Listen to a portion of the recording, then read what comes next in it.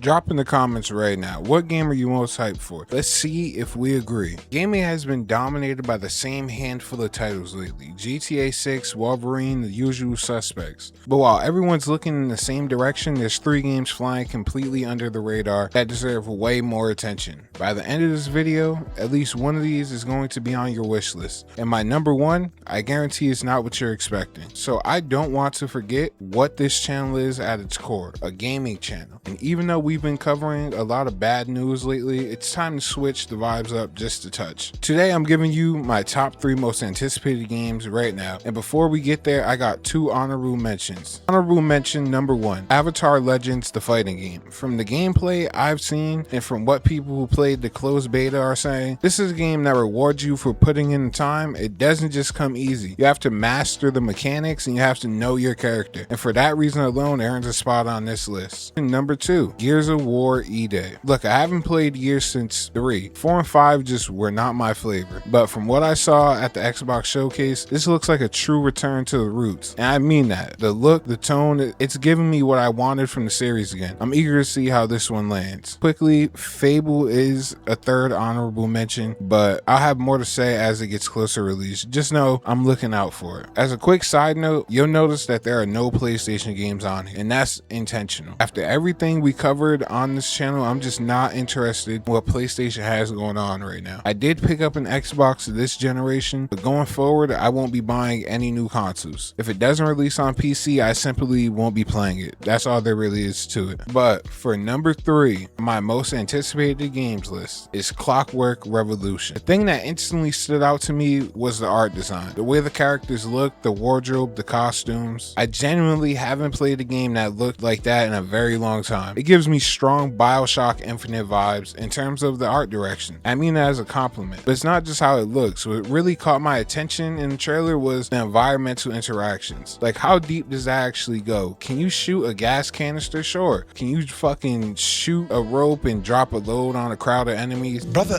Can you manipulate the environment in ways that actually feel creative and unpredictable? That's what I want to know. I'm curious to see how far they actually take that. And then there's the time manipulation mechanic, chronometer. The device you use in the game, it lets you literally travel to the past, change something, come back and see how the present has changed because of it. That's confirmed. How deep the in-combat time powers go, we'll have to wait and see, but what's already been shown is enough to have me genuinely curious. It doesn't have to be perfect at the foundation if the gameplay is solid and the story holds up. That's all I need. And from what I've seen, both of those things are looking promising. So if you have this on your radar already, let me know in the comment. And if this is your first time hearing about it, now you know. Number 2 might surprise a lot of people, especially if you haven't been on Steam or have heard about the demo, but I played it, and from what I experienced, this is easily one of my most anticipated releases right now. Starting with the gameplay, it sold me on its own. You've got a variety of weapons, and on top of that, you've got the shell system. Basically, instead of building a custom character like traditional Souls games, you find preset shells throughout the world that gives you different abilities and different weapon combinations. The one I enjoyed most let me turn myself into a rock. It stuns the enemy and opens them up for punishment. And this works on big guys, small guys, it doesn't matter. Hey yo, what the fuck? Combined with the parry mechanics and the dodge, the sprint roll, it just flows. And the boss fight, they're at just the right difficulty. Not cheap, not unreasonable. My first ever Souls game was Wu Chang, and that game had moments where enemies did things you just couldn't do anything about. Mortal Shell 2 doesn't feel like that. The game feels fluid and responsive. Every hit feels super powerful. Like, if you ever played the Batman Arkham games, you know what I mean. When I'm playing those games, I feel like Batman could punch a hole through somebody's chest. Same exact energy here. And I played on PC. I was pulling high frames. It felt very polished and very optimized. That's the demo. Full game isn't out yet, so take that with a grain of salt, but the foundation is there and very solid. It's already getting early game of the year mentions, and honestly, from what I played, I understand why. Alright, honorable mentions done, top 3 counted down, but my number 1, this one's gonna hit different for a specific reason, and it's definitely gonna be Onimusha Way of the Sword. I know some people have had question marks about the fidelity and how the game looks, but I played the demo on PC with everything on high settings, and for me personally, I didn't run into any of those issues. Everything looks solid. The gameplay was a little bit on the easier side, like really a lot of bit, but here's the thing, that actually worked in its favor for me, because the whole time I was playing, I just felt like an absolute ultimate samurai. Like, I felt powerful, and then I felt like the boss fight at the end, that shit was genuinely fun. Learning the timing, timing, reading the attack patterns, it all just clicked for me. And what really adds to it is the depth of the mechanics, depending on how you use them. That adds replay value too. If you missed the mechanic the first time through, you can go back, master it, play the whole game differently. That's player expression, that's creativity, and that's why my top two both do well. There's even a mechanic where if an enemy shoots an arrow at you, you can either dodge it, or if your timing is perfect, reflect it straight back to them. That one addition alone adds another layer of depth that I really appreciate. And the brutality level of this game is giving me almost Ninja Gaiden vibes in terms of how brutal the game could get when you execute the right combos. It just feels earned. But here is why this is my number one. Right now I'm playing Ghost of Tsushima and I'm going back to play Sekiro. This art style, this atmosphere, Japanese action games are just hitting me personally right now. And Onimusha fits perfectly into that space. It comes back to three things from the art style, gameplay that feels responsive and powerful, and visuals that look crisp. That's all I need. Onimusha delivers all three. And on top of everything that Onimusha has to offer, the dev team did come out and state that they were going to increase the difficulty because it did feel a little bit too easy. So now with the difficulty increase, I feel like this truly has a chance to at least be in the game of the year conversations or something of that ilk. We just have to see when the full game comes out, but I have a lot of hope in this game. That's my list. Let me know in the comments, what's your most anticipated game right now? Does anything on this list surprise you?